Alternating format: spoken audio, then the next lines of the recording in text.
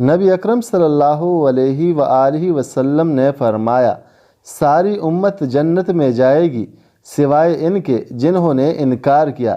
صحابہ نے عرض کیا یا رسول اللہ انکار کون کرے گا؟ فرمایا جو میری اطاعت کرے گا وہ جنت میں داخل ہوگا اور جو میری نافرمانی کرے گا اس نے انکار کیا۔ آپ صلی اللہ علیہ وآلہ وسلم نے ایک دن خطبہ دیا اور اپنے ایک صحابی کا ذکر کیا جس کو انتقال کے بعد ایک چھوٹے سے کپڑے میں کفن دیا گیا، اسے رات کو دفن کر دیا گیا۔ نبی کریم صلی اللہ علیہ وآلہ وسلم نے اس کو رات میں دفن کرنے پر ناراضگی کا اظہار فرمایا کیونکہ آپ صلی اللہ علیہ وآلہ وسلم کو اس کی نماز جنازہ پڑھنے کا موقع نہیں مل سکا۔ آپ صلی اللہ علیہ وآلہ وسلم نے فرمایا مجبوری ہو تو علیحدہ بات ہے،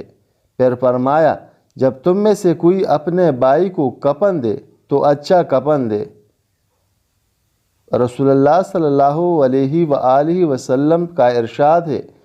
بخار کو برا مت کہو کیونکہ وہ جہنم کی سخت گرمی کی وجہ سے ہوتا ہے، اور مومن بندہ جب بخار میں مبتلا ہو جاتا ہے تو اس کی مثال اس لوہے کی طرح ہے جسے آگ میں پھینک دیا جاتا ہے، جس سے اس کا کوٹ ختم ہو جاتا ہے اور کارآمد حصہ باقی رہ جاتا ہے، اور مزید ہوش ہو جاؤ کیونکہ اللہ تعالیٰ فرماتا ہے